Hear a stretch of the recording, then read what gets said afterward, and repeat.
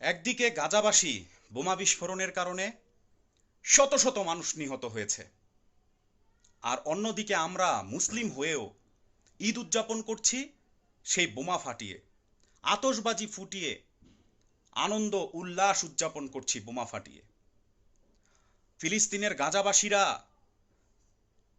তাদের হাতে, দুই হাতে তাদের নবজাত শিশুদের লাশ নিয়ে ঘুরছে, কোথায় দাফন করবে সে জায়গা নাই, হাত পেতে দাঁড়িয়ে আছে কখন উপর থেকে একটু খাবার সাহায্য আসবে। অন্যদিকে আমরা ঈদে হাতে মেহেদি লাগাচ্ছি, মেহেদি লাগিয়ে আজকে আমরা ঘুরব। কত পার্থক্য! গাজাবাসী যেখানে কাফনের কাপড় কেনার সুযোগ পাচ্ছে না, সেখানে আমরা ঈদ উপলক্ষে হাজার হাজার লক্ষ লক্ষ টাকা নাকি বাজেট জামা ক্রয় করছি, নতুন জামা।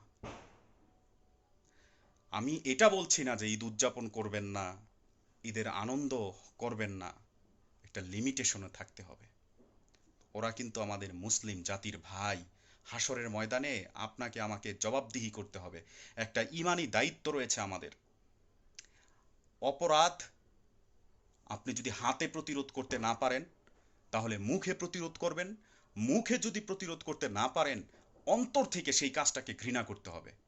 আপনি আপনার সন্তানকে যদি একটা আতশবাজি, একটা বোমা কিনে দেন, তাহলে আপনি ওই অপরাধের সামিল হয়ে যেতে পারেন।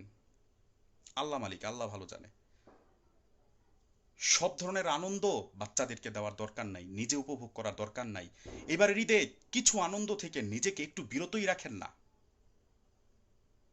আসেন মুসলিম হয়ে মুসলিমের পাশে দাঁড়াই।